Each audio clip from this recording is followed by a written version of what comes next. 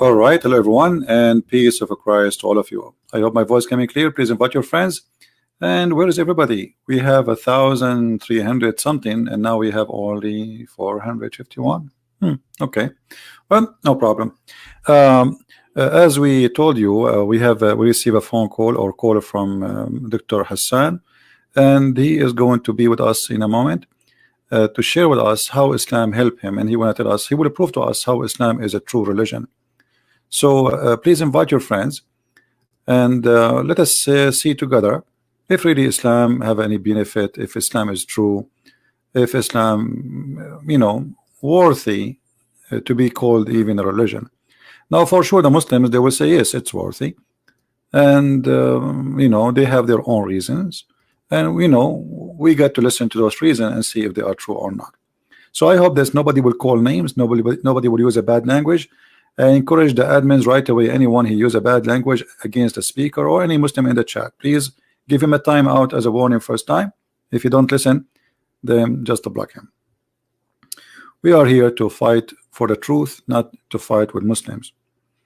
Even sometimes, like, I get angry, get upset, but this is not really what I mean, this is normal.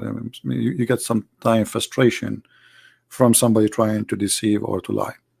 But I hope that our guest today is not going to be like that at all. We hope, for that. So let me call Mr. Hassan, who he promised us to be with us now, and we'll go from there.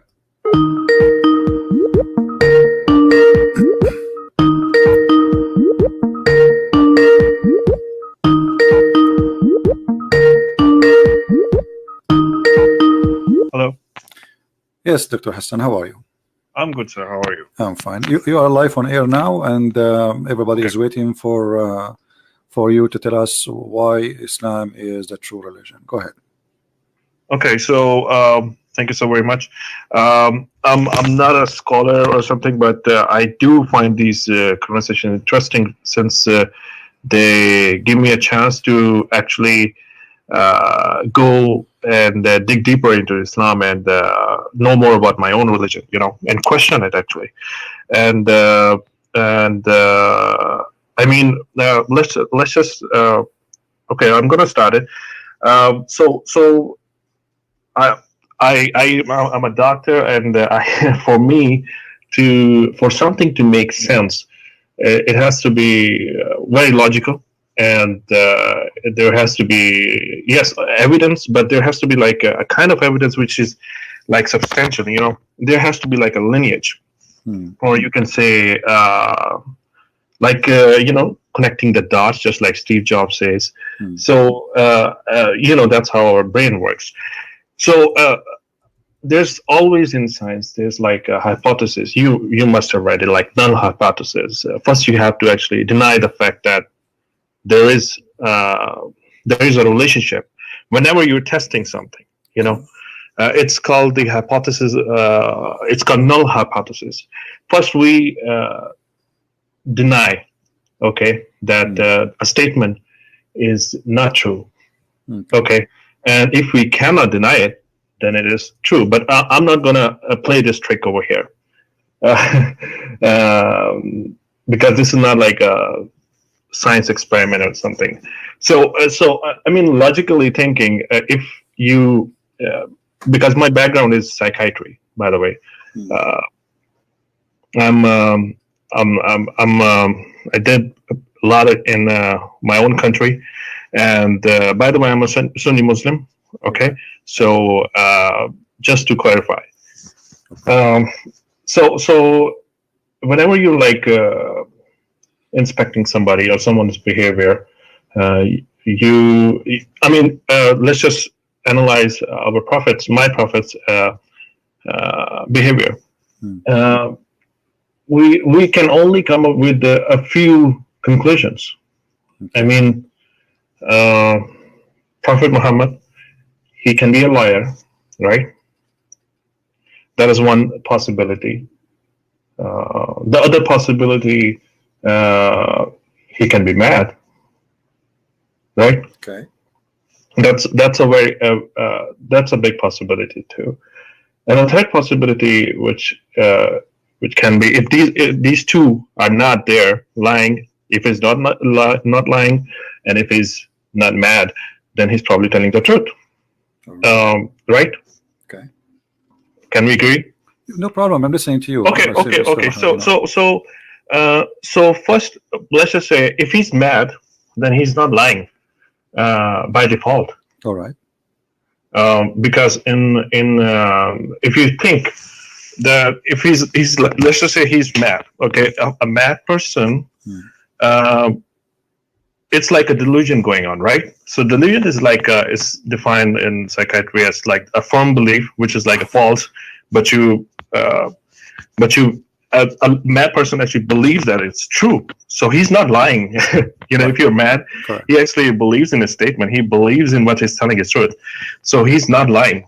Okay. Can I make a comment, Dr. Hassan? Sure. Okay. Okay, I'm going to stop. If somebody he is a Hindu or a Christian or anyone, and he says, like, let us say somebody he's a Hindu. I saw a documentary. I don't know if it's true. They believe that rats is God. So if he believe in that, he's not lying. He believe in a lie. Correct? He's not lying. No, no, you don't understand. If for example, if I'm a crazy person, okay, then for example, a schizophrenic person, okay, they're not faking it. What I'm saying is faking and lying is the same. It's the same thing, Right.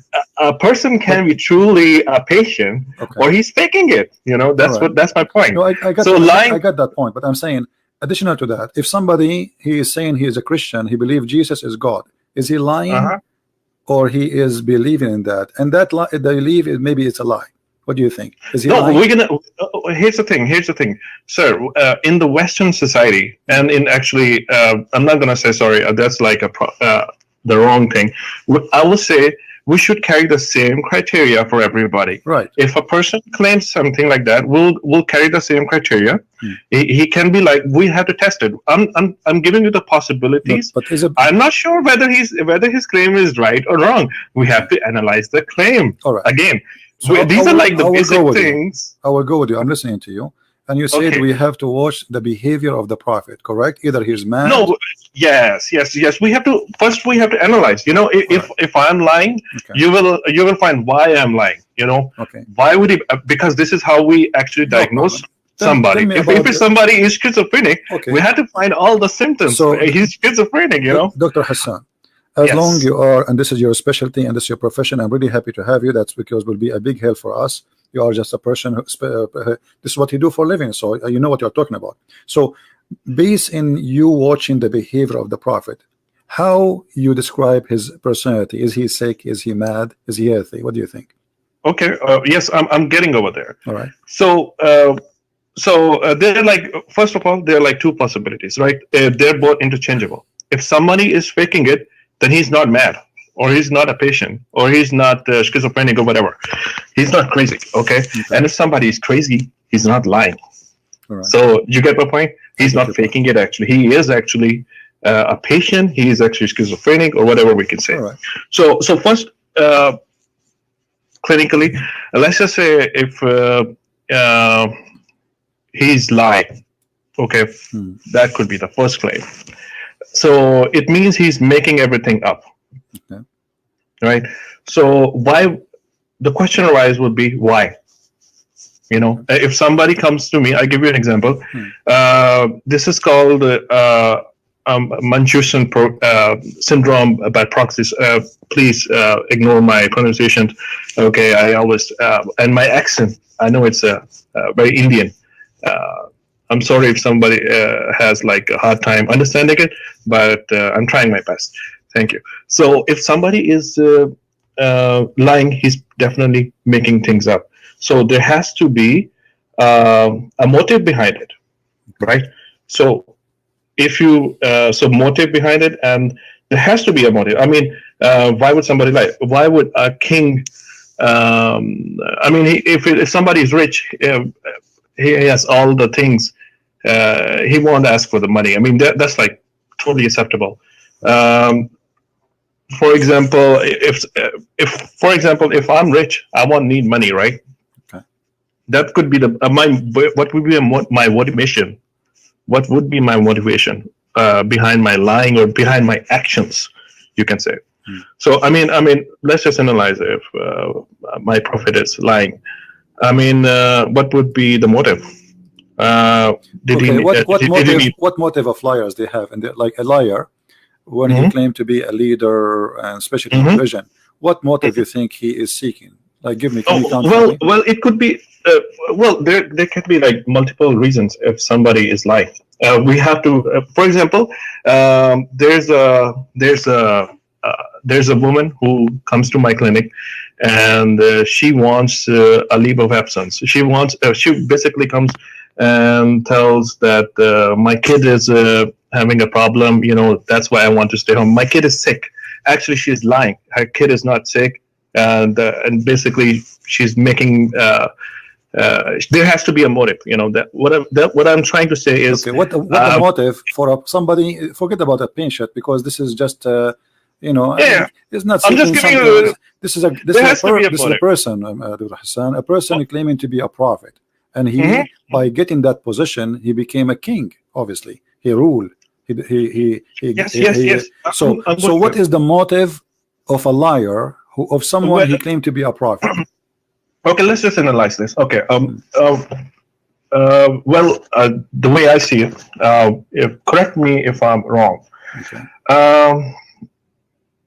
Was he called the most truthful person?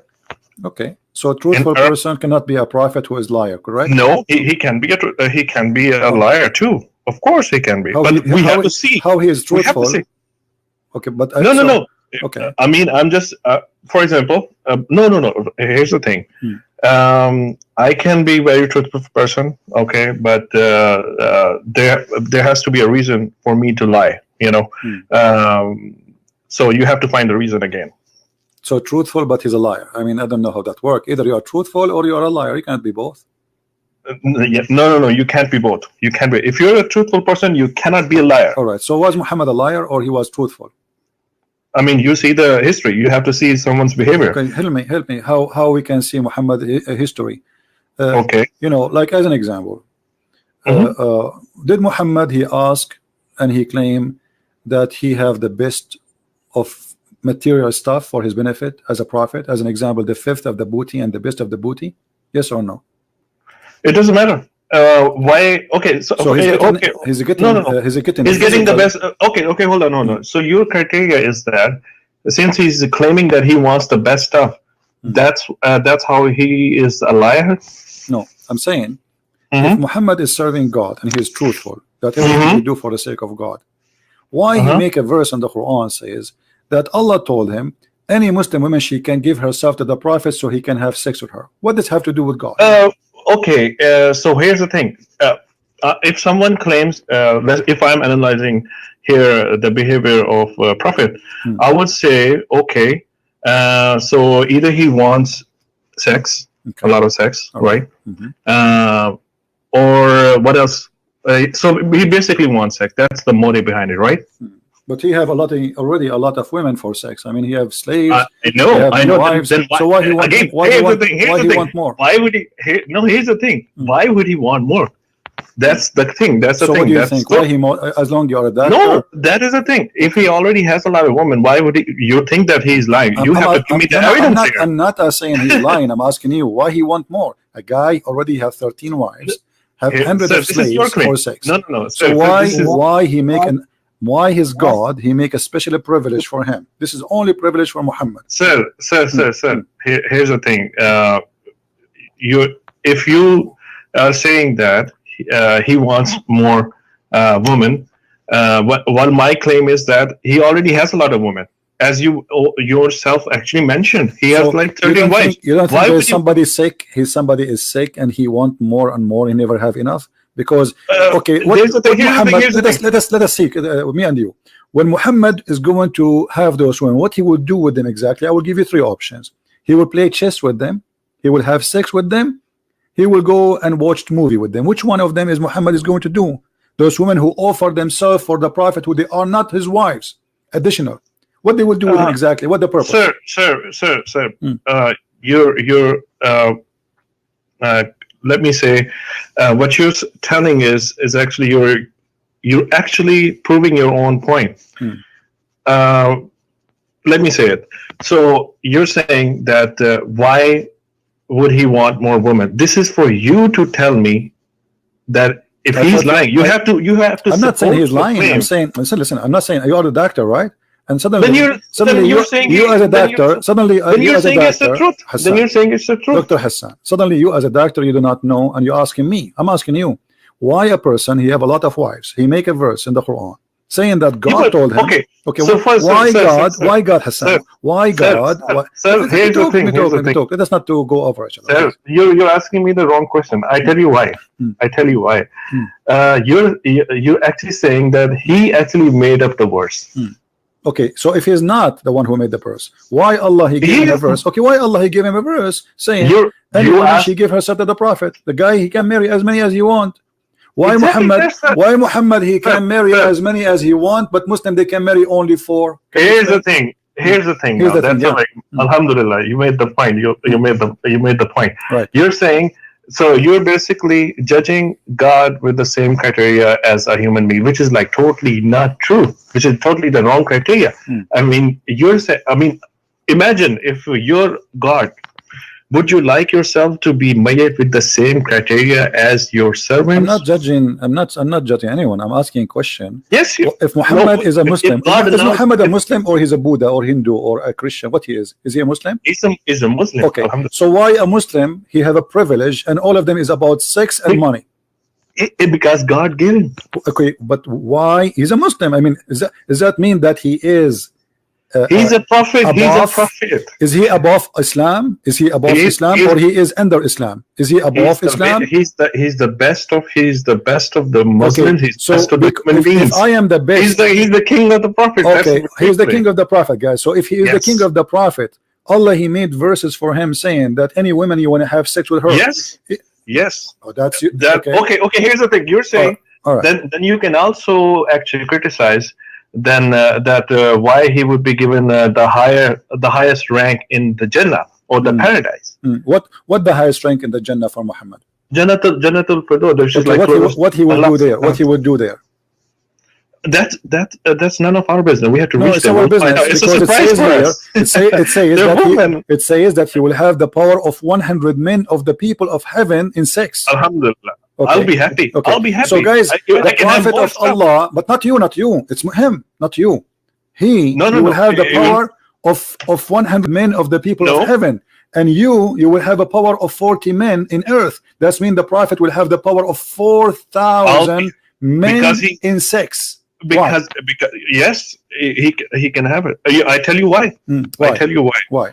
He served my Lord Allah more than me myself. So he deserved more. Okay. He suffered more. That makes sense. He suffered more. That makes sense. That makes sense. If, for example, if you suffer more, Allah will give you more power for sex. Sir, here's the thing. If you, for example, you have a servant. Okay, if a servant serves you more, would you not be happy and give him more?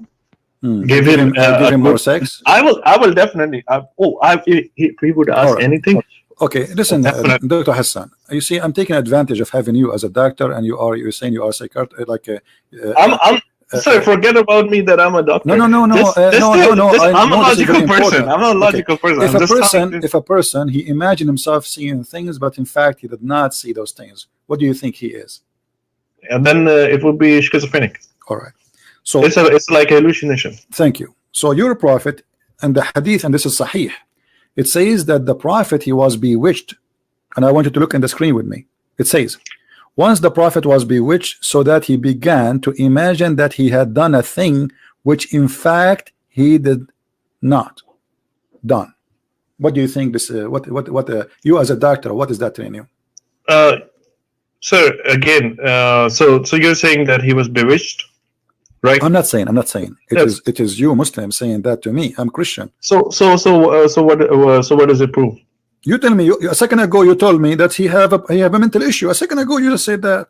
I asked you if somebody imagined himself doing something, but in fact he did not. You said to me he's schizophrenic. You said that. So you said anyone who do that, he have what you describe it. Say again. I don't know how to say it correctly. If somebody schizophrenic, is that correct? Or somebody can be schizophrenic. Okay. Somebody can be. Is Muhammad schizophrenic? Because a second ago you told me, by just saying that's for you to tell. No, I am asking you. You are a doctor, not me. I am not even a nurse. I don't even have a driving license. I mean, the only license I have is a driving license. They will take it from me soon. So I'm asking you, as a doctor, somebody, he imagined himself he done a thing, but in fact he did not. And the Muslims claiming that he was bewitched, which means he lost control of his mind. What you describe the situation for us? You're saying that he was bewitched, so he was. I'm not saying. Why you keep saying I'm saying, my friend? It's not me. It says Aisha. She said, narrated Aisha. You can look on the screen, by the way. It's in the screen. Okay, let me just see. She said once the prophet was bewitched, so that he began to imagine that he had done a thing which in fact he had not done. Okay, so where's your source, by the way? I don't know. Sahih Bukhari, my friend. Sahih Bukhari. Do you know that? How much do we? Okay, I'm not sure about this. Okay, but I read this one, and I'm not sure. But let's just say if he's bewitched, what difference does it make? Well, a second ago you said he's Shifrawazi, and now you are saying what difference would make. Trying to find one who's talking. We see if he's a crazy. Aren't you the one who starts saying, "Let us examine if Muhammad is a crazy or a liar"? You're saying that since he was bewitched, so he's like schizophrenic, or he's like. You as a doctor, do you believe in bewitching? Yes, I do. Okay, so you believe as a doctor, if somebody came to you, if somebody came to you and says, "I imagine myself having sex with my wife, but in fact I did not because somebody bewitched me," you as a doctor, you believe in bewitching? Oh, there are actually evidences for this. Really? That's a scientific evidence? Yes. Really? So how somebody hello. Yeah. Sir, science changes. Okay, first of all, science changes. Science is not constant. I'm telling you. For example, there was like a planet which was removed. I mean, science changes. Okay. We're talking about the logic here. Okay. I mean, if I tell you, I tell you what, sir. I tell you what. Even if you see the medical science, there was like substantial increase in the knowledge in the last 10 years, like which we are like which we're seeing it. Okay, before that, like there was not a lot of knowledge. Okay, and this proves like things change in science. So you are saying to me until now science did not discover that that magic is it true? Yes or no? Is it true or not? According to science today. I believe magic is true. No, I'm saying science. According to science today, October 13, 2019. Is science approving magic, or the science is disapproving magic? I don't know. I'm not a scientist, but I have read about it. You studied. Okay, now listen. So no, I'm not a scientist. So now you are saying your prophet bewitched. Can you tell me what bewitched mean? He had a demon or something. That's what you're saying. You're a prophet. He was occupied by a jinn or something. My friend. That's Hassan. Black magic. Okay, what the black magic? Explain to us. What is that? It's a demon magic. But Muslims don't believe in demon. We do actually. No, you believe in genie. Genie is not a demon. Genie is made from fire, and he is a creature. He can even have sex with Muslims. No, sir. We even have like in the studies in the books that we have. What books? We have all the knowledge about the Qur'an. What books? I'll give you the reference. Don't worry, I will. Okay. The Qur'ans and the jinns. Basically the bad jinn is even jinns have tribes, and they can be Muslim, they can be Christian, they can be Jews. So we have in the religion there's like a lot of lots and lots of information about it. Okay, I want you to help me with this. It's a part of our faith too. We have to believe in the supernatural things. You are saying now, and everybody heard you. There's a bad jinn controlling your prophet. How he control him? Because he was bewitched. So no, how he control him? How does jinn control him? What he do? He hold him from his ears? Did you watch? There are symptoms. There are symptoms, and there are symptoms, and they, according to the books, he has symptoms, and I'm not. I read about it like a long time ago, so I'm not. I don't have like question. I'm not asking you about the symptoms, Dr. Hassan. I'm asking you, my friend. Listen to me carefully. I'm saying to you, how the genie control him? Did you watch the movie? Like it's a cartoon movie, like a guy, he own a restaurant, but they will not give it to him, and then a rat start teaching him. He jump inside his head, and he hold his hair, and he make him move his hands. So how does genie? Let us say that is the rat in the head of Muhammad, and how is controlling Muhammad by his hair? What he's doing exactly? I have no idea. I haven't. That's what I'm saying. I don't have the information about the bewitching and everything. But I do know that whenever someone is occupied, he will feel like soreness of the shoulders and everything. He will feel like some. Okay, if somebody bewitched you, and now you are saying, and everybody heard you, he is under black magic. Why you call it black magic? Black magic is pretty. I mean, it's a form of magic. So it's a bad magic. I'm not a sorcerer. It's like something bad. It's something bad. Is it bad? Is that magic bad? It is bad. Okay, who is the one who taught magic?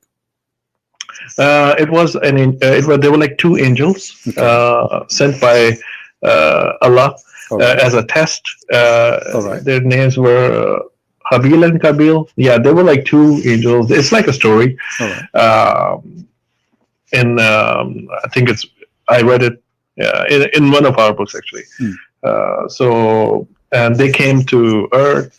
They said that Allah that these. I mean, they were sent as a test. Okay. If they teach somebody the black magic, they tell that this is like a test. You will not be a Muslim anymore. Okay. And if someone learns it, he's out of our religion. You actually have to serve shayateen and basically the bad jinns, and they will do work for you. Yeah, actually, you will do a lot of bad stuff for them too. So this is like a black magic, and the worst form of it is actually where a husband and wife, they get separated. Even I'm telling you, this is what these are the things with what jinns can do. So you are saying to us, Dr. Hassan, as I understand from you, that Allah, he sent two angels to open Harry Potter school in Earth, and the purpose of this school is to teach magic and to make the husband and the wife fight and divorce each other. Is that what you are saying? I'm not saying this. What I'm saying is that black magic can do a lot of stuff. You can. No. Hold on. Hassan, isn't you who said that Allah, he sent down two angels to teach magic? Yes. Okay. Absolutely. So who is the one who opened the school of magic to teach magic? Allah. Allah, he sent two angels who have certificate of magic from Allah. Yes. So Allah is the first teacher of magic. He said he brought those angels. He said, okay, who taught the angels? Who taught the angels how to do magic? Allah, probably. Yes. Okay, Allah, thank you. So Allah taught the angels. He made a training for them about to do magic, and then Allah, he sent the angels down to the earth. Yes. And the angels, they open a school in the Babylon Tower to teach people how to do magic. Why? Because there was like a test. It's a test for human beings. It's a test. It's everything over here that we see is a test. If imagine, I mean, if there's no test, there's no reward. So there's always a test. Right. So Alhamdulillah. Alhamdulillah. Yeah. So Allah is making a test by teaching me magic so I can control somebody else. And now the Prophet himself is controlled by magic. I tell you what, sir. Here's the thing. He was this is in our books that there was jadoo or the black magic. It happened to him. I absolutely have. If I would deny it. Yeah, but you see, I'm going with your logic, Dr. Hassan. Yes. Just listen to me a second, please. You just say sir, the Quran. You said the Quran, and this is the Quran saying actually that Allah He sent two angels. Their name is Harut and Marut, and they will teach the man. They teach somebody so he can separate between the wife and the husband. But this is not separating between Muhammad and the wife. Look what happened. Muhammad, none of his wives separated from him. And Muhammad, he started imagining himself having sex, but in fact he did not. So as you see here, this magic is different magic. It's not about really infecting Muhammad divorcing his wife. It's affecting the life of Muhammad to the point you think he is having sex, but in fact he's not. Can you, first of all, there are like two things. First of all, you said that you're basically using my words. Okay, I did not say, I did say that, okay, yes, it can create separation, but there are like a lot of other things that like magic can do. No. You see, the Quran don't agree with you, my friend. You see, it's not you or it's me. The Quran in front of you on the screen, you can read it. Here we go. This is the chapter 2, verse number 102, and this is the verse about Harut and Marut. Are you showing me on Skype or where is it? No, in YouTube. You can open YouTube, all right, and you will see it in the screen. You can just mute the sound so we will not have double voice. So what is the name of this chapter 2, verse number 102. I can send you the link in the Skype if you wish. Do you want? Let me send you the link. Chapter 2. I will send you the link. Here we go. It's easier. Here we go. Just click at the link and open it. Friends. All right. Oh, that's good. Thank you. Okay. You know, I tell you, if you're taking my opinion, I mean, we have seen patients. Okay. Screen share. No, not screen share. I send you a link. Click at the chat. Click at the text. Click at the text, my friend. Okay. I send you. Click at the link and open. This is your Islamic link and the translation there, or you can open any Islamic translation website. Go to chapter 2, verse number 102. It says it clearly. Okay, so this magic, that's magic they will teach to cause separation between the man and the wife. That's it. There's no other thing. Yes. Okay. So your prophet, the magic he suffered from, did not cause separation. It caused him to imagine himself having sex, but in fact he did not. I don't know where you're getting that one from. You're probably getting it from what? I don't know. What is your source? Magazine, newspaper. Which magazine? You know, I thought like Kardashian something news. I don't know. Where are you getting it from? Sahih Bukhari, where I'm getting it from. Where in Sahih Bukhari? Can I see it? It's in front of you on the screen. Oh man, where is it? I'm not opening the YouTube. Can you just send me the channel link? Send you the link. Here we go. Okay, I'm searching Christian Prince here. Okay. No, let me. And live now. Live the wait. Okay, I will. You want the link for YouTube? Here we go. I will send the link. No problem. But just be sure, please, to mute YouTube so we don't have two sounds. Okay, this is YouTube. I send it to you in the chat. Okay, and I send you the link for the hadith. Okay, what is the point? The point is, you are saying to me where you get this from, which means this is surprising to you. And the point is that did not separate between the wife and the husband. This is deceive the prophet. He controlled his mind, and now the guy is illusion. And you are the one who said to me, you are the one saying to me, he have double standard now. He have double personality. What's your phrase mean? No. Here's the thing. Okay. I already told you that you didn't listen to me. I said even I'm not sure about this narration where you're getting it from. It probably, even if it's Sahih Bukhari, we Sunnis we don't believe that Sahih Bukhari is like 100% true. My friend, it is Sahih. Well, it's like 70%. It's in front of you. I know it is Sahih. And the hadith report I showed to you. I tell you why. Okay, it is Sahih, my friend. It's Sahih. So let us not to play this game. It is Sahih. All Muslims agree about it. It's Sahih. No. It's only 70% that we agree. I can tell you. My friend, I can give you videos of Muslim scholars saying that Sahih al-Bukhari is the most accurate, and maybe 95, 97% is correct. I will. Secondly, nobody disagree about this hadith, my friend. Not a single Muslim disagree. So let me tell you now what's happening. It doesn't matter. It doesn't matter. You feel now. Okay, now look what you did. Look what you did, Dr. Hassan. Look what you did. You are a person who said you study. and you are a person who like to analyze and give a proof. Can you give me a proof that this hadith is not sahih? I can assure you. Okay, listen to me first. What did I say? I said there are. It's one of the effects of the black magic that it will cause separation. I did not say, or even in Quran, if it says that it causes separation, I did not say that it is the only effect of it. Okay, even if we have sexual relationships with the wives, if we told Aisha, Aisha, he got married to Aisha at the age of 53. Even if we have what? 53, he was 53 years old. Yeah, okay. I thought you were saying Aisha, she was 53.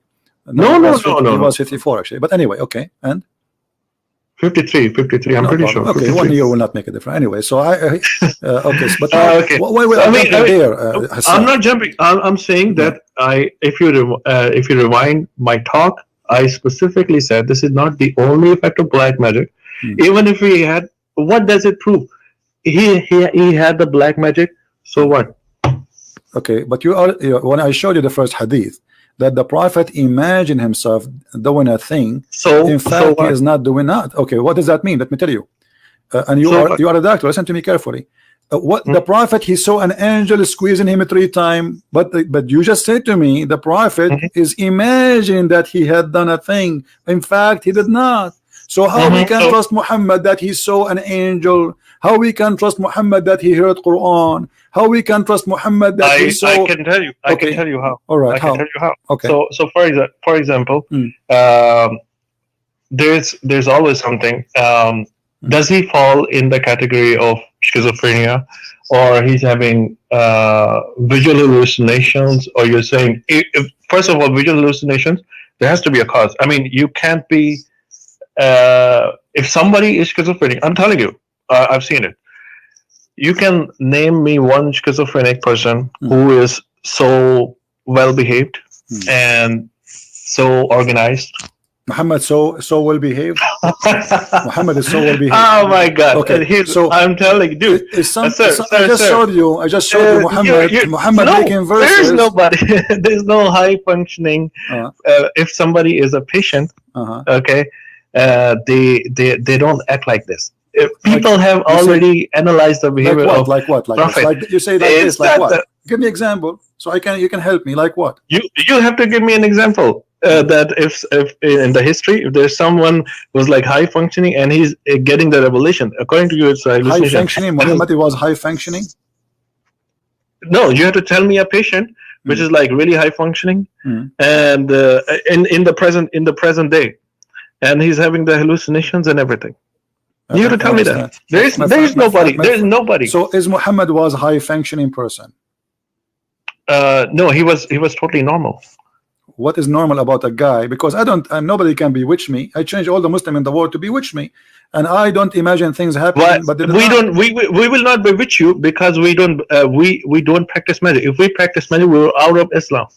So you are. We will never bewitch you. Okay, so Allah he opened a school to teach people how to bewitch each other. I already told you. Allah sent it as a test. Allah sent everything as a test. Okay. Listen, when Muhammad he claim and he say in the Quran that the sun set in murky water, is that because he is he is having an illusion in his mind that God told him that, or he is being truthful, or no. Here's the thing: you're getting off topic again. I can discuss with you that thing. No, I'm not. Because Muhammad is claim. Listen, sir. My friend, Chris. Here's the thing, sir. I tell you what.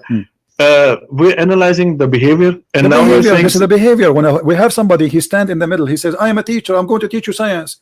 He will go listen to me. My God, he sent me an angel, and the angel appeared in front of me, and he told me to tell you this." That Zulqarnain, he reached the sitting place of the sun, and he saw the sun sitting in a spring of murky water. Okay, when Muhammad he received a message from the angel that the sun sit in the murky water, was he imagining things, or this is true?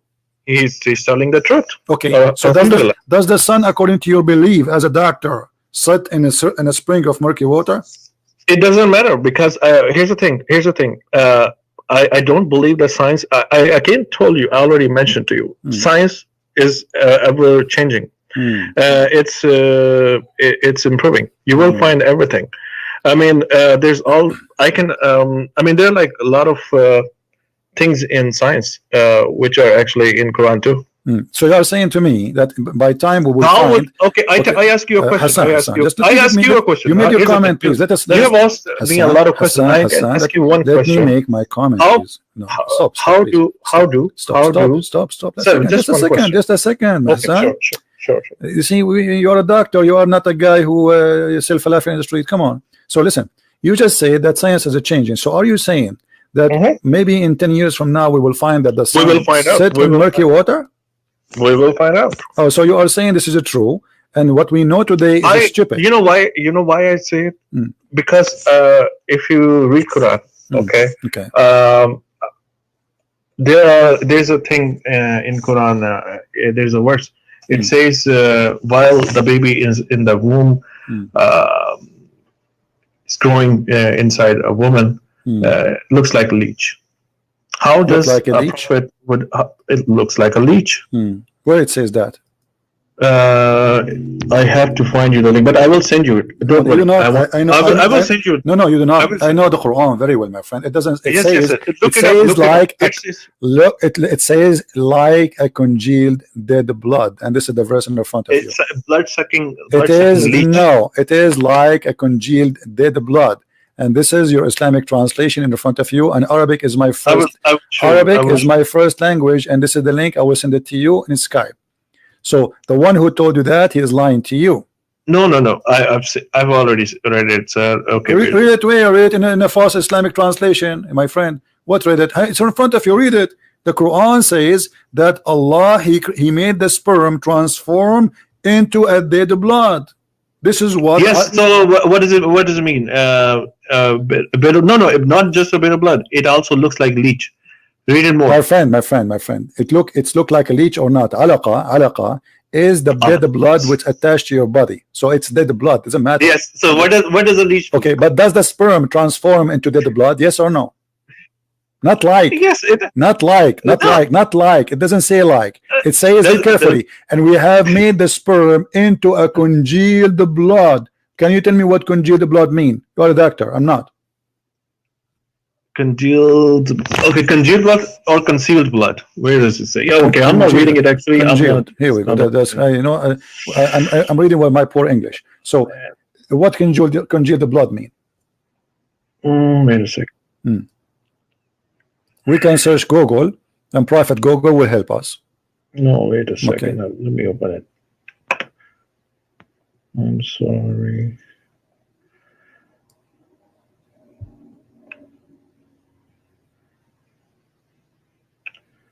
Let me just copy the link and open it up and the other tab.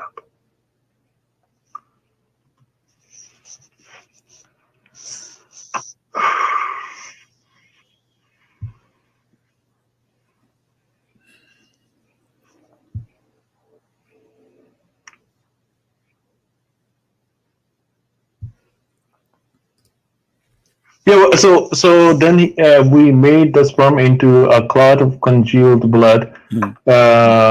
Congealed blood, okay.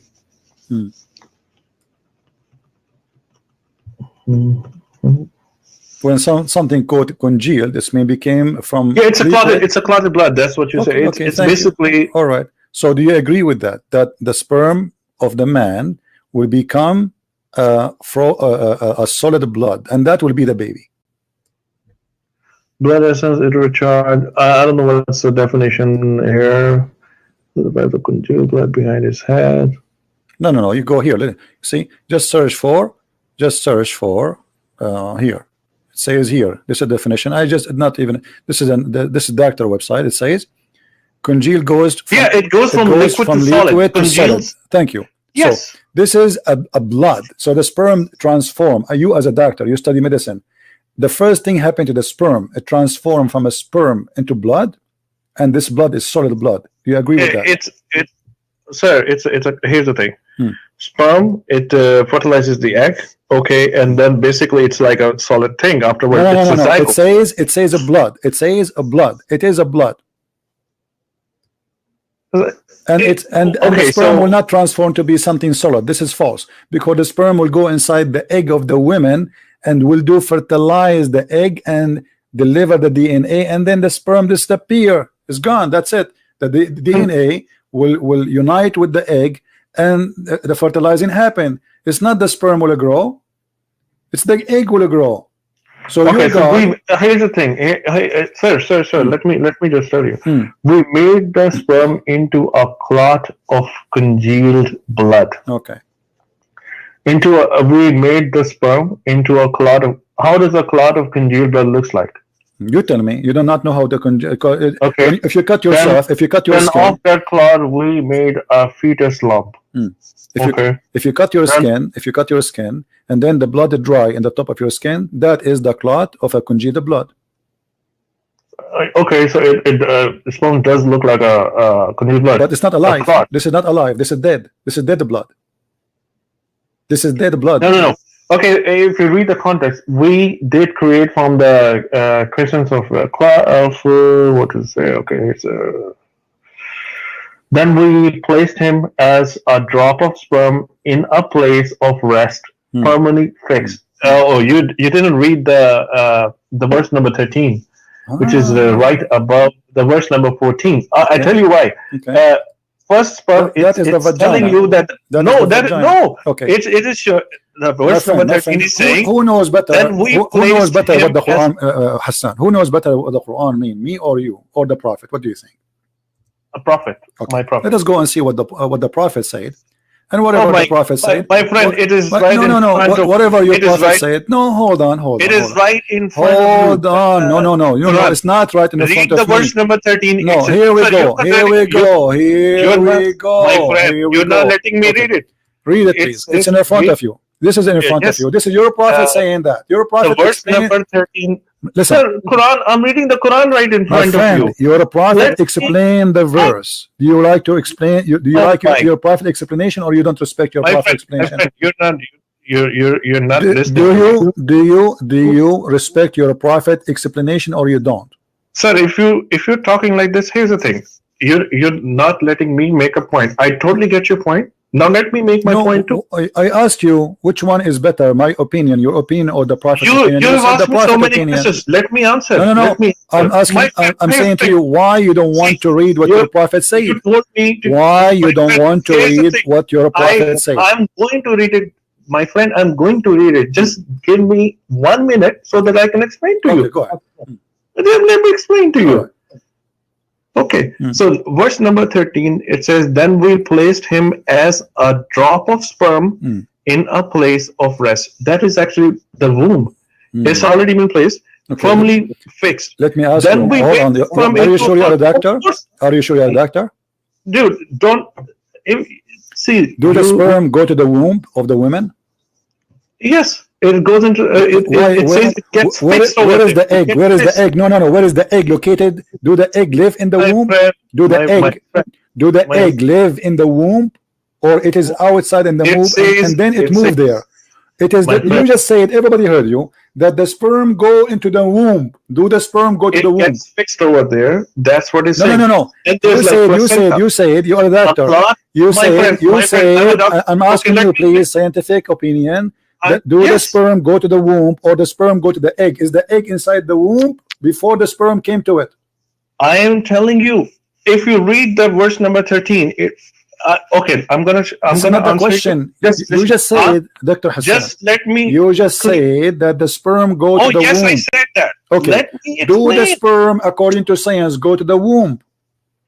It goes to the egg. And then but where is the egg? Is the egg is in the womb? But you just said, everybody heard you. You said the sperm go to the womb, but the womb is not where the sperm go.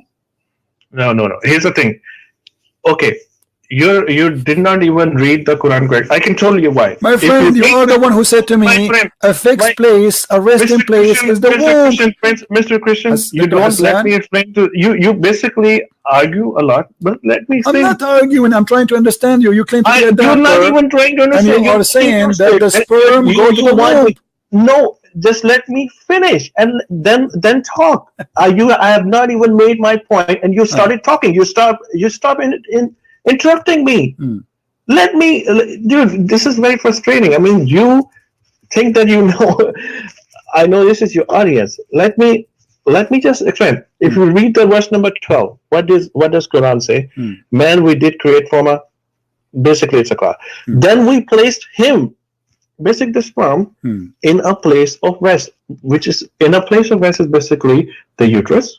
Okay, firmly fixed. Yes, it is attached. Okay, but what the congealed blood here is the placenta. And if there's like and if you know the placental hemorrhage, if you read about it, it happens postpartum, and there's a lot of blood. Yes, it is. Placenta is basically supplying and receiving the blood. Okay, Hassan. Listen. Okay, can you please read for me the the interpretation of Hassan, you Hassan, think that Hassan? Okay. Whatever you say, Hassan. already Can you explained. read for me, please? Please read the whole Dr. stuff. Hassan, And the can you read for me that- your prophet explanation for the verse? Are you against your prophet to explain the verse? I'm not. Now I'm going to read it because you have listened to me. Now I'm going to read it. Okay, Thank you go so ahead. very much. Okay, go ahead. Okay, so where is it? I'm sorry. I actually. No problem.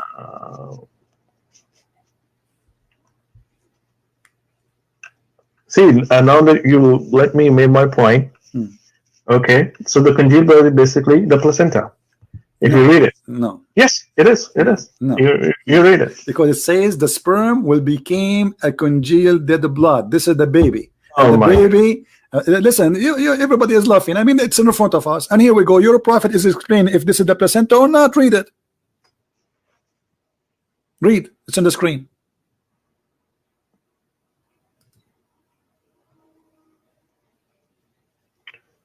Abdullah ibn Masud. Okay, so okay, even if my prophet said this kind of stuff, and this kind of stuff, speak with respect, please. This is the Prophet Muhammad, peace upon him. Don't say this kind of stuff.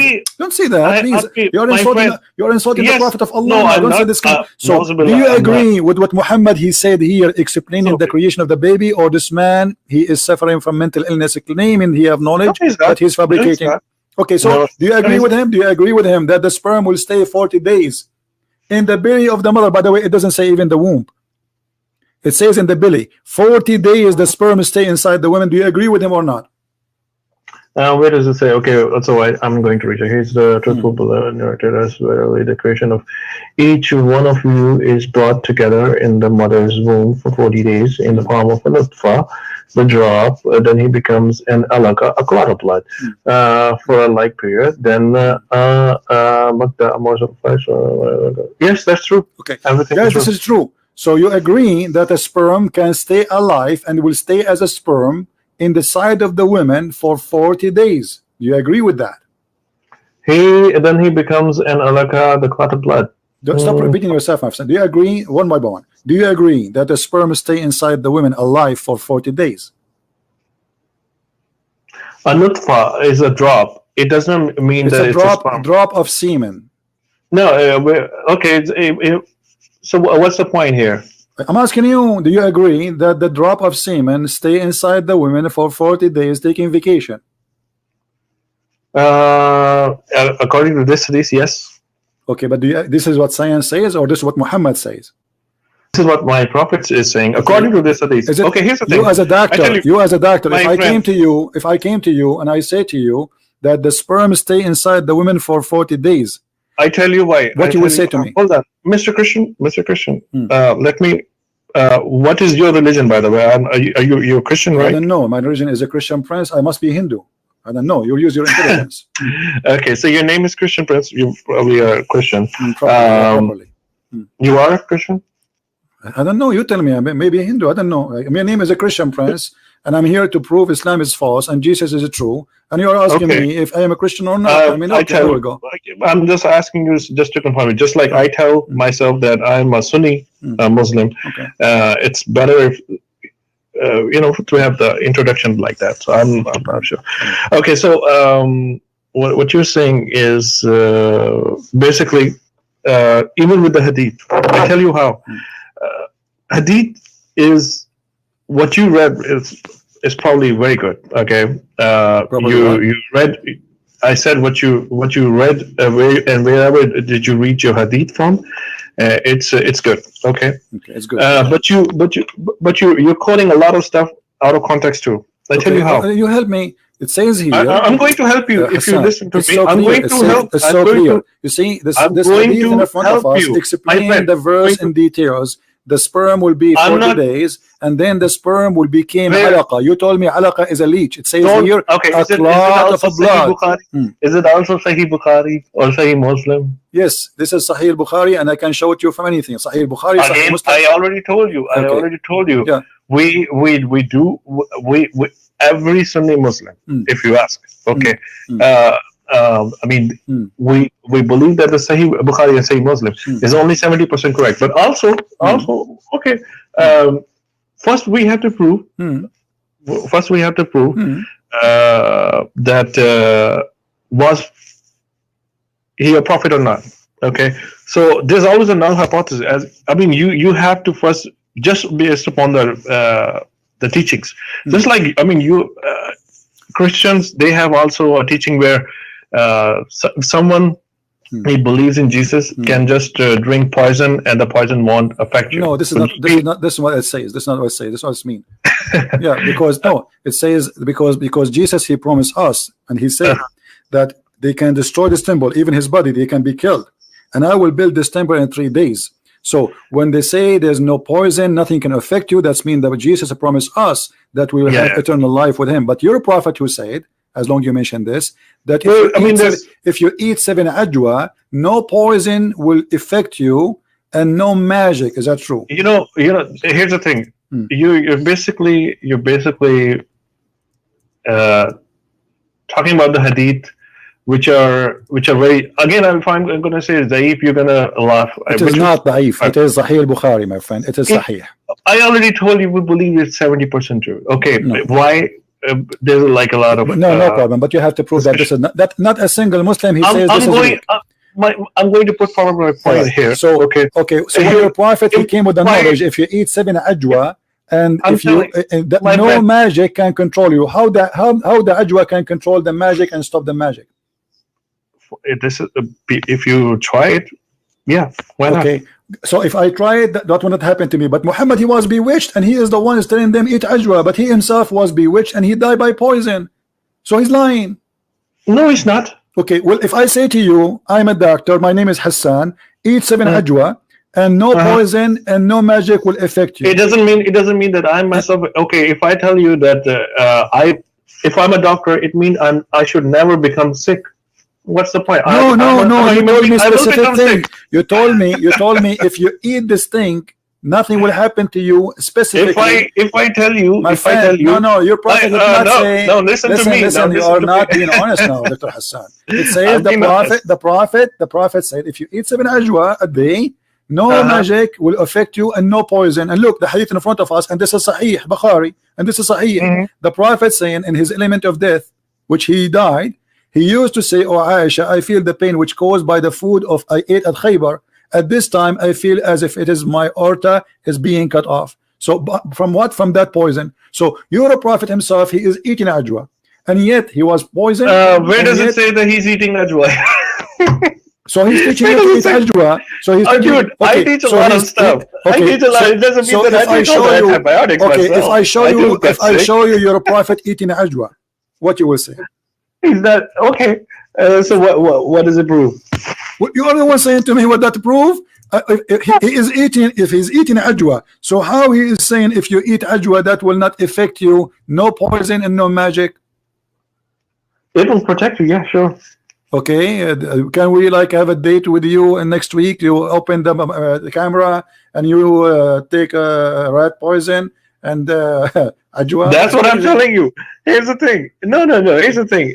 People taking ajwa and then they, if my prophet is saying it, that's true. Okay, listen. So what we learn here that your prophet is teaching his own fiction science that a baby, first he is a sperm, and the sperm became a dead blood, and this sperm stay inside the women for 40 days. And you as a doctor, you confirm that this is true. Just No, because you wanna I'm agree. saying again. Last time when I mentioned you, Hadith, Hmm. they. I tell you what. For example, I already told you that we believe that 70%. You start quoting the stuff. Okay, you know, Hassan, Uh, just to make it simple. You see, sure. our talk is about you proving to me Islam is true, and you mentioned to me that the Quran have science. I Can you show me? you you I'm not going to pick you up my. start asking me I'm the not questions, going. right? Listen, my Dude, friend. I'm my not friend, going you to pick start up. asking me the questions. You don't let me prove it. Hassan. No. Now I will give you. What do you mean? No, you don't. Look, No, okay. you don't. I will give you the mic. And I Mhm. want you are the one who mentioned, everybody heard you, that there is a science in the Quran. There's a science in the Quran. Can you show me one example of science one by one and see if it's true or it's a lie? I will tell you everything. Hmm.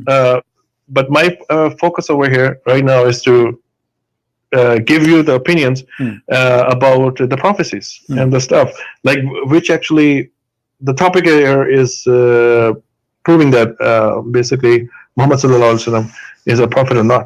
Okay, I mean, I'm giving you some rational stuff that I think, okay, and I believe, okay, as But a Muslim. isn't this a prophecy? When Muhammad, he says that the sperm stay inside the women for 40 days, he prophesied.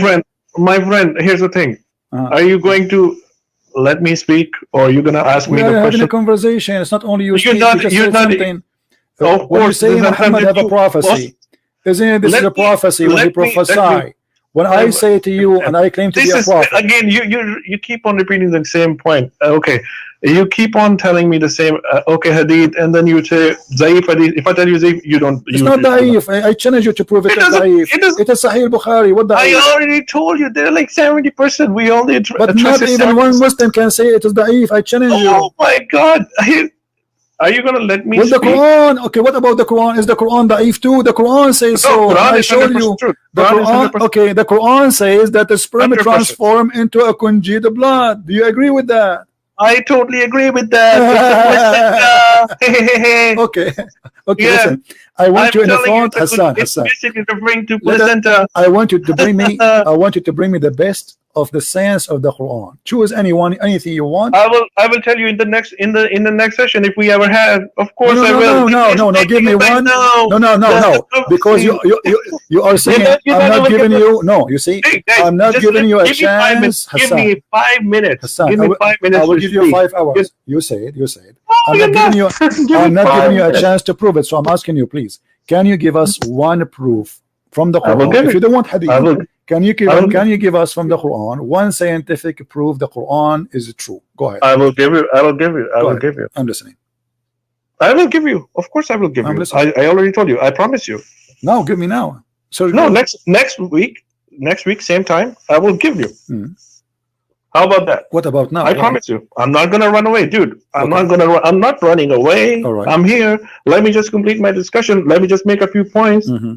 Let me. If you want to interrupt me, that's fine. Okay. You can ask me the question. Go ahead. I'm listening. Okay.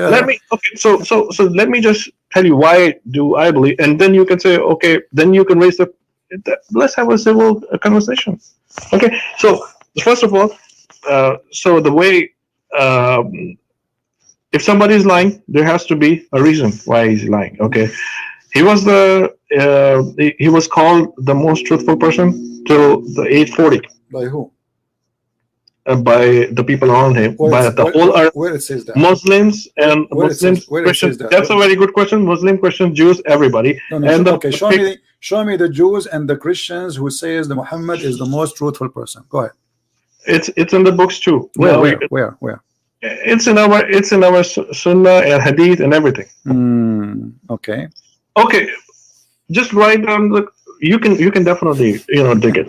Let me Hassan. My friend, let me just make a few points. No, just because you just said something. You uninterrupted for like said something. 4 minutes. 4 minutes. 4 minutes. Okay, I will take it now.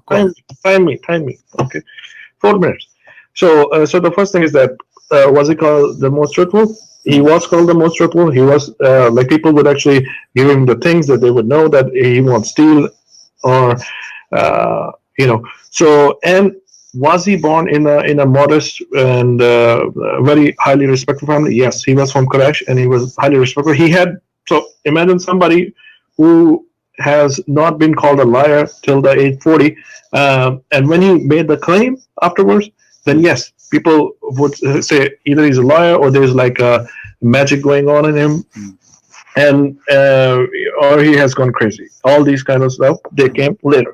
So, but it doesn't make any sense. If somebody is already rich, people also offered him. That's like a known fact, that his uncle had keys to the Kaaba, because a lot of people claim that, or now people accuse him that he wants the power. That's why, and the Kaaba was the most respected place at that time in that part of Arab. And also, Arabs, they did offer him money and women.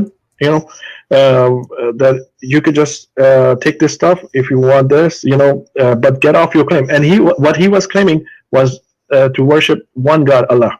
Okay, that's it. That's like, and he said the God of Abraham, basically the Jew. That's what he said actually. And I mean, he could have anything. And then he was married until at the age of 25, and then he stayed married to the one woman till the age of 40. Okay. I mean, if someone wants wives and the money, I mean.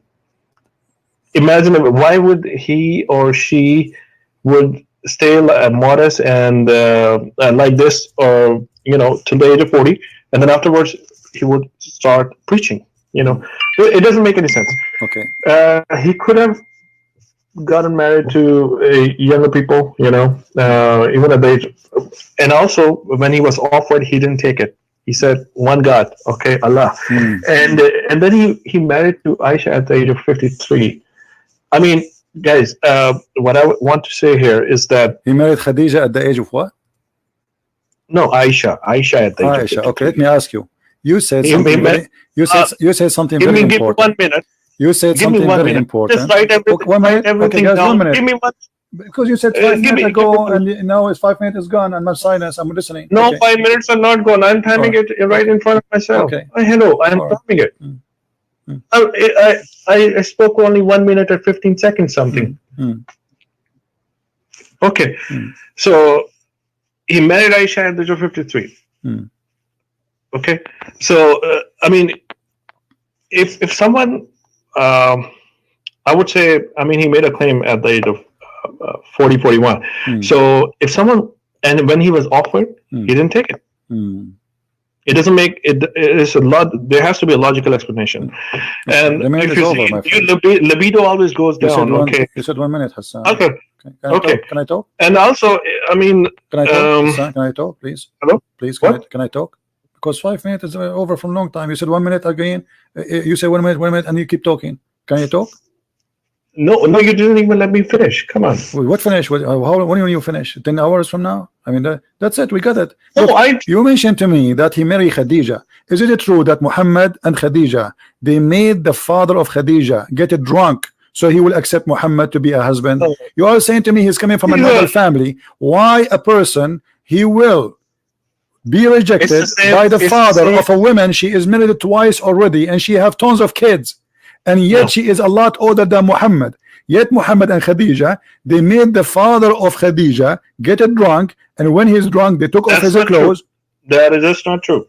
It's in the front of you on the screen. Here we go. And Ibn Abbas. And Ibn Abbas, who said that? Ibn Abbas, the cousin of your prophet. And Rasulullah ذكر خديجة وكان أبوها. So, it's in the front of you. I would like to say that يرغب أن يزوجه. So her father, he refused to marry her to him. So look what she did. فصنعت شرابا طعاما وشرابا. She made a drink, a food and drink.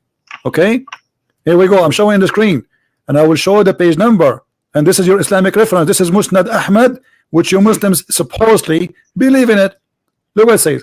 So she made food and drink, and she asked her father to come, invited him, and she invited some people, by the way, from Quraysh. And then after they ate and they drank, and you're showing Arabic. Where's the English? What? Where's the it's only Arabic. Well, it's not my fault. This book is not translated. Who cares? I mean, ask your scholar later. Listen. No, later. You can take this snapshot. Take a snapshot. Take it to your scholar, the sheikh in the mosque, who speak Arabic. If you speak Arabic, tell him to read it for you, and I will show you the page number. Hold on. Let me finish. And so she made him eat. They made them eat and drink until they get drunk. And then Khadija, she said to her father that inna Muhammad ibn Abdullah yakhطبني, Muhammad, he wanna marry me, فزوجني. He said okay, he's drunk. And then she made him a dress, the nice clothes, and وألبسته حلة. So she made him dress the most nice suit he have, because in wedding party they have nice clothes, like everywhere. The clothes they wear, they save it only for occasion. So here Khadija, she made him drunk, and she made him agree to marry Muhammad, and Muhammad was part of this game to marry her. And you are saying to me he's a trustworthy? Okay, now I can. If your daughter, hold on, if your daughter, listen, if your daughter, she wanna marry someone, and then she made you get drunk, and then when you are drunk, she says to you, this guy, he wanna marry me. Do you accept him? The guy, he said, this guy, you marry him, okay, no problem. Can I talk now? Okay, go on. Can I speak? Okay, so first of all, there are like 2 points that I would like to make over here. And I hope that, okay, so first point is about the alcohol, and the second point will be about you know, the young marriages and everything, about the culture and stuff. So first of all, the Arabs over there, they were even in the Quran, if you read, alcohol was prohibited like very later, and people used to drink alcohol like water. Even over there at that time, okay. And people would actually drink alcohol just like water. I mean, it was like like water. Even okay, you got my point. Okay, so and the second. So that is an excuse. That is an excuse for somebody you call him a trustworthy to make his father-in-law drunk to marry a woman. Are you saying to me that a fraud? Are you saying to me at that time a fraud was not forbidden? Are you saying a fraud was not forbidden? Fraud, this is a fraud. Alcohol was not forbidden. The first thing Muhammad did in his life, it was a fraud. He married Khadija by a fraud. No, it was not a fraud. It was not a fraud. She made him drunk. She liked him. You know, she didn't make it. She didn't make him drunk. It's in front of. It's in front of us. It's in Arabic. I cannot. I will get it. That's not my problem. That's not my problem. And here we go. Hold on. This is Musnad Ahmad, variant number 5, page number 46, hadith number 2849. Hadith number. Listen. Hadith number 2849, Musnad Ahmad, volume number 5, page number 46, and you take a snapshot as we showed you in the screen, and you can take it to your sheikh, and I challenge any Muslim to say I'm lying. Okay, now can I have 1 minute? Sure. Okay, so first of all, the alcohol thing is it's cultural thing. Secondly, if you know, prophet, there are a lot of people who actually say that he married a younger woman at the age of 53. First of all, the libido level falls, and why would somebody marry at a later age after 50 to a younger woman? Because she's rich. I'm talking about the Aisha now. I'm talking about the Aisha. I will definitely. Okay, how young Aisha was? Guys, she was what, 6 or 9? 6. Why somebody he marry a girl she is 6? No, I told you 6, but he got her in the house around 9. Okay, let us say no intercourse. Yes. He married her at the age of 6. He have intercourse at the age of 9. Okay, why a man at the age, and you are the one who said 53, not me. At the age of 53, according to you, why somebody at the age of 53 he marry a kid? Let me talk now. All right. Let me talk now. All right. Can I have 1 minute? Sure. 1 minute. You will not interrupt me. No problem. Go ahead. Okay, thank you so much. Promise me 1 minute. 1 minute. Okay. Oh yes, 1 minute. 1 minute. Okay. You always interrupting. Just give me 1 minute. No. Okay. So first of all, if it was not a culture law, people would have objected it. Okay, and if his father himself is giving his daughter to a pious man, then definitely it was an honor. And if it was me, I would have also done the same. I wish it was me. Secondly, if you even in USA today. Even in USA today, there are. I'm talking about the first world country, USA. There's a community in Kansas or someplace. You look it up, Google it. Okay, they still marry their daughters off at the very young age. Okay, to the older people. Okay. I mean, it's a culture thing. Here's the thing: why is the slavery? I'm going to talk about a little bit about slavery. Thank you so very much. My time is almost up, but let me make one point about the slavery too. People this slavery was not even prohibited in USA till a long time. I mean, it was like last century or what? I mean, people were carrying the slaves in Christianity, in Islam, in Judaism, everywhere. It was a cultural thing. Are you done? So, the point was about your minute is done. Yeah, okay, my point is done. Thank you. Well, let's make it talk. Okay, so now I'm going to ask you as a doctor. Very brief, and I want to ask you as a doctor. I will give you the mic back, and I will give you 2 minutes, not 1 minute. What make you keep saying there is some they marry children, etc. Okay, what make a person at the age of 53 who was married to a rich woman, she is a lot older than him just because she is rich, to marry a child at the age of 6? What the benefit of this marriage? Go ahead. Okay, can I talk now? Okay, so first of all, you're saying you're claiming that he married her because of the money. Okay, and actually, that was not the case. She was a pious woman, and he himself was also rich, by the way. If Muhammad was rich, but she was richer than him, but he was also himself very rich. His uncle had the key to Kaaba, and Kaaba was even in Arab today, Kaaba is also considered as is always been considered as a sacred place, if you know. Okay. So if you conform with the books, you will have a better knowledge and like a wider perspective about what was going on, and you'll see the bigger picture. So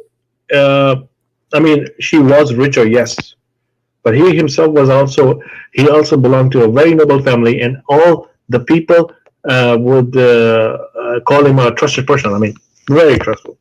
As I know that Ali ibn Abi Talib, he was a very poor man. What are you talking about?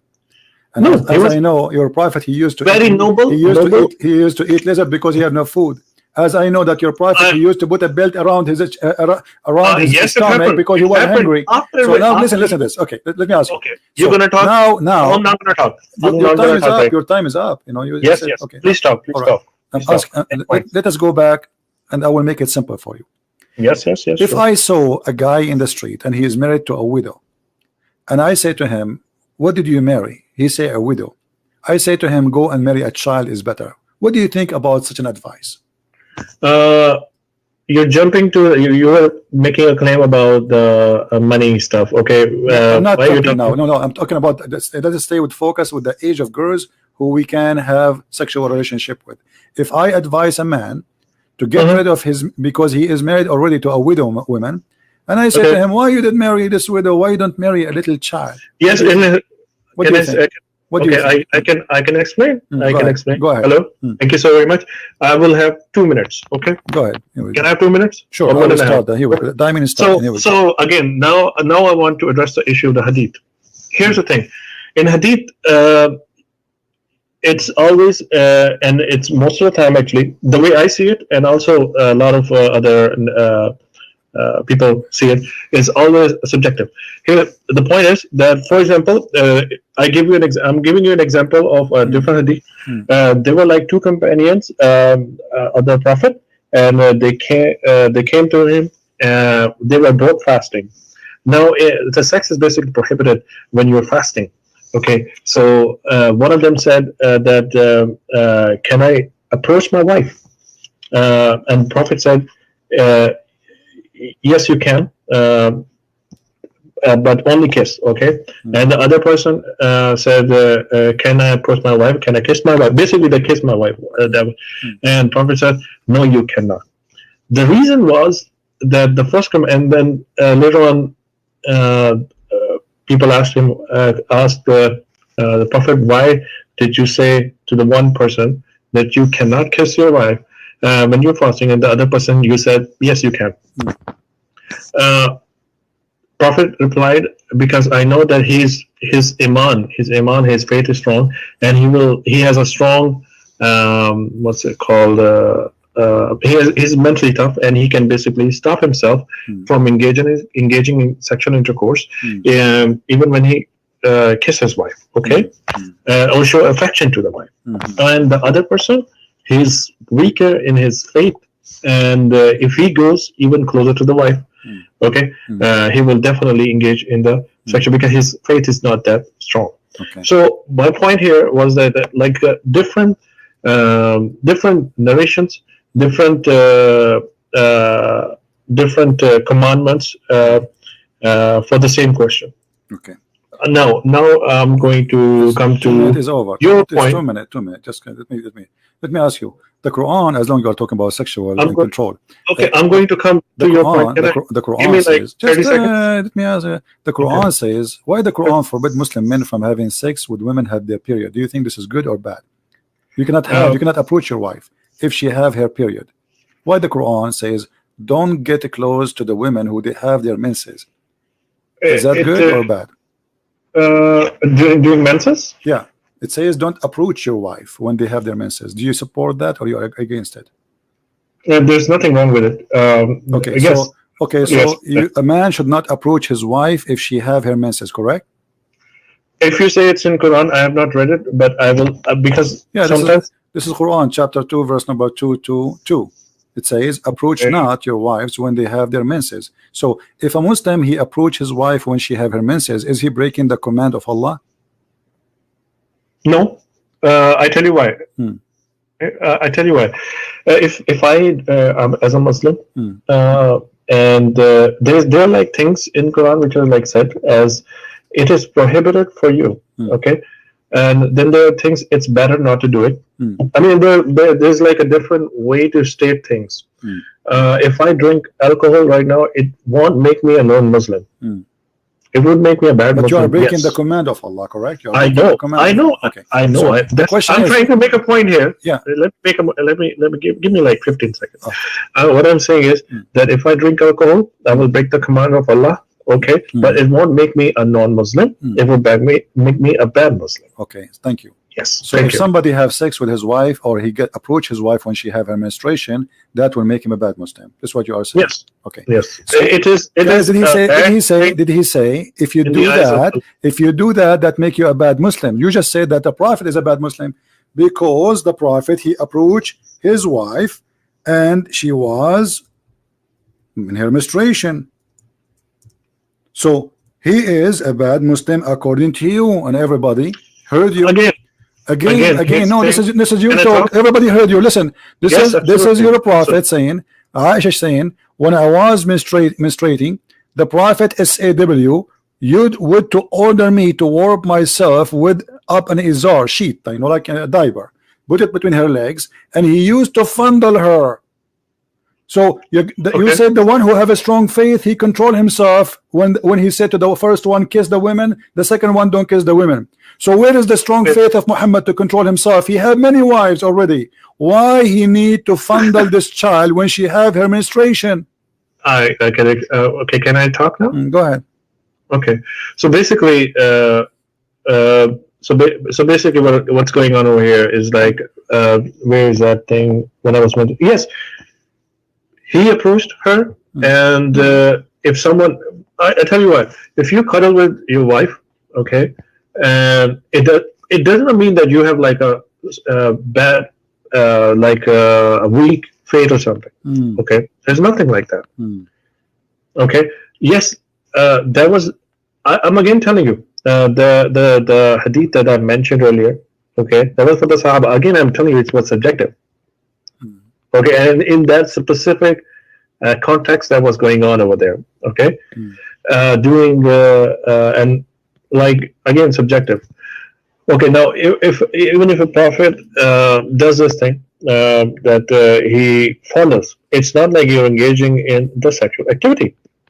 If you read the Quran earlier that you were showing on the screen, do not approach the wives because Allah always talk in he has very what is it called? He has his own way. So approaching the wife, basically do not engage in sex. That's the narration actually. I can assure you this thing. Okay, if you read it. Basically do not engage in sex while menstruating. Okay, but you can fondle. Of course you can fondle. What fondle mean? Explain to us what fondle. Basically you can hug the wife. Okay, it's there's nothing wrong. Fondle is hugging the wife only. So why she have to put something between her legs? What do you mean? Where is this? It's in the front of you. It says he ordered her to put an izar, a diaper, over her private part, down her wrist. Oh, okay. So I tell you what happened. What you can ask me that. Now let me explain. Thank you. So basically the thing is, Prophet said to wrap yourself around the waist, okay, so that he would not engage in the sexual activity, okay. But you can have, okay, I'm going to. So basically, you can have the funneling and everything, and where a male can actually enjoy with the wife, but would not engage in the sexual activity explicitly, okay, specifically, but can do everything else, which is like cuddling and kissing and everything. I'm talking about this thing, okay. So this is what. So a prophet said, okay, wrap yourself so that he would not approach that area of his wife. Okay, so he specifically said wrap, like so that he azar band is called azar band, so that basically that part is tightly closed, and he would not engage in the sexual activity. But there's like a lot of other things. I mean, for a male to enjoy, it's not just like the penetration thing. You can actually enjoy your wives in a lot of other ways. So it's not prohibited, but yes, engaging in the sexual activity during menstruation Are you done? is considered I am the bad. one who asked you if somebody approach his wife in any way when she have her menstruation, is that wrong? He said this is not will make me a Muslim, that will make me a bad Muslim. And this is sexual. This is sexual. It is sexual. This is not kissing. This is sexual. This is why he is fondling her. And actually, it's used even the same exact word in the Quran. Yubashiruni, fayubashiruni. The word in the Quran, don't do mubashara. Here we go. Yes. Okay. Absolutely. So you cannot do that. You can't even get close to them. Don't approach them. Don't even get close to them. فَلَا تَقْرَبُوهُنْ. Don't even get close to them. So how a prophet of God? He tells the Muslims in the Quran, don't get close to your wives. Don't get close to your wife. And you can open any translation. لَا تَقْرَبُوهُنْ. Don't even get near them. And yet he ordered his wife to put a sheet between her legs so he can play with his private part with her. Okay, can I explain now? Go ahead. Okay, thank you. So basically, Quran also tells that you can approach your wives, and in Arabic it's like what is it called? Basically, vagina is where the fruit is. Okay. Where is what? What is what? Vagina is basically where the fruit. I mean, I'm not saying this. I'm just making fruit? what I'm trying to. What fruit? It bears the fruit. It bears the child. Okay. So you can approach your wives. Basically, anal sex is also prohibited in Islam. And it's where it says that. I thought the Quran says the opposite. You can't do that. The Quran says you can do that. Where does it say that you can do it? حرث لكم نساءكم حرث لكم فآتوا نساءكم أن شئتم. So your wife is harth. Where does it say? Where does it say? Here we go. Let me the verse. Here we go. Chapter 2, verse number 223. Your wife is the same as a ground in you, the same as a field. So dig in the field as you wish. Exactly. Where does it say? Chapter 2, verse number 223. Okay, women are like fields. Okay, women are like fields. Yes, it's called Ketia. So fields, basically, the thing is, can I talk now? Yeah. Okay. So fields are where you actually, whenever you bear a seed, and you will get the fruit. Okay. So you will get the fruit from a field whenever you bear the seed. Where do you bear the seed? In the vagina and not in the anal part. So this is like, if you read it, it's the field. Field means which will go. Okay, so it specifically says vaginal sex, it does not mean the anal sex. Okay. Thank you. Does it say, you see, I'm showing you your Muslim translation, which is all full of lies. It says you approach your wife as you wish, whatever you want, just dig in it. It says here, Well, it also says your wives 223 are says tilth for you, so go to your tilth when you and how you will, when and how you will, as you wish. okay, can I explain now? Mm. Okay, women are like fields for you. Fields. Do you agree with mean, that? That your women are field and we dig on them? Yes, yes. Fields, Do you fields agree mean with that? where you will bear a seed and you will get a fruit or your crops, and that means vaginal part, not the anal part. Okay. Well, you know, I'm really glad, Dr. Hassan, that today we have a good conversation together, and you help us a lot to understand Islam. I mean, your answers was amazing. So when we can have you again next time? Next week, okay. Inshallah. So next week we can have a debate about science and the Quran. You get ready? Okay, sure. Right. Because you mentioned to me, give me time to bring you science and the Quran. Okay. So guys, next week we will have Dr. Hassan with us, and he will show us the science of the Quran, and you will hear amazing science from Dr. Hassan. He's the doctor. I mean, come on, this is his profession. You know, this is what he do for a living. So next week we are expecting a debate. Do you want a date, certain date? Can we set a date or what? Sir, let me see.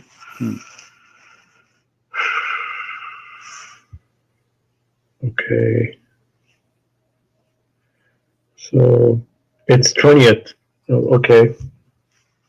20th. Yes, 20th. The 20th of this month. 20th of October. 7 days from now. Next week. That will be what, Sunday? 7 days. Sunday? Yes. Okay. Yes. So guys, next week, Sunday, I will schedule it later. So now I don't know where you live. What time is for you now? I'm in Houston. So in Houston, okay. So we can say like what 1 p.m. in Houston time we can be here, or 2 p.m. Absolutely, absolutely. Okay. I will send you a link for it when it's ready, so you can follow with us and you can join us. So guys, next week, next Sunday, we have Dr. Hassan, and the debate is about science in Islam, science and the Quran, and Dr. Hassan will help us to understand Islam. I will try my best. I will try my problem. best. Thank you, Dr. Hassan, for being with us. Thank you. And good to have you. Thank you. Take care. Okay. You have a good one. Thank you. Bye. All right. I don't know. You guys, you leave your comment. You heard everything. I don't know what to say. No more comments. No more comments. This is what is called answer of doctors. The sun set in murky water, he agree, and he accused science that science does not know. Sperm stay in the women for 40 days, and he agree. The sperm became a congealed dead blood, and he agree. But he's a doctor. This is not a barber shop guy. This is not a taxi driver. This is not a bus driver. This is a doctor. And he is originally from India, with my respect to the Indian people. If this is what the doctor says to us, what a normal Muslim would say, just to defend Islam, what they can say. Watch the debate from the beginning. It's going to take some time before it's loaded from the beginning, and please don't forget to download it and share it with your friends. All right. Now, the previous debate, the previous video, I put it in a private, but still the chat is running there. I don't know why, but it's not important. Later it's going to be posted in different channel, so you will see it. I want to say, guys, thank you for being here. Did we have a good time? Did we have a good time? We have a good time. Wonderful time. And you make a decision. If you are a Christian, if you are a Muslim, if you are a Hindu, if you are an atheist, you heard from a Christian prince, you heard from Dr. Hassan, who is a psychiatric, I will never go to Dr. Hassan if something happened to me. I'm telling you from now. I prefer to stay crazy, because Dr. Hassan, obviously, with my respect to him, he will make me more crazy. I will go to his clinic. He will tell me that the sun set in murky water, and the sperm stay inside the women for 40 days, and the sperm transform into dead blood. So before you go to Dr. Hassan, maybe you are crazy. After you go to Dr. Hassan, you are professionally, officially crazy. No comment. Thank you for being here. Thank you for your support. Thank you for inviting your friends, and I hope if I can go live on air, maybe tonight. I don't know. I mean, this religion driving me crazy. And you know, if I want to marry a woman in one day and her father don't want to marry me to her, it's not a fraud to make the father get drunk and tell him that you married me to her when you are drunk. It's not a fraud, my friend. This is good. This is the trustworthy behavior. This is a good person. And why at that time, brother, alcohol was not forbidden? But we're not talking about alcohol. We're talking about a fraud. You see the logic, how they try to, I don't know. Again, leave your comment in the text, in the chat, in the text after we finish, and tell me what do you think. And please just don't avoid using bad language. Don't call people names. Say what you think about the topic. Don't attack the person. Let us be people who speak with respect and love. And we love the Muslims. And I pray that Hassan, he will watch this debate again, and he will see why Islam is bad and why Islam is wrong. From what he said, he was doing his best to defend a false religion, obviously, and he was willing to sacrifice his degree just to defend Islam. As simple as that. He could not defend Islam by being doctor. He have defend Islam by saying science is wrong and science is full of fictions. That's what he said. Thank you for being here. May the Lord bless you all, and we see you soon again. Christ is Lord, Islam is false, and we see you soon. Take care.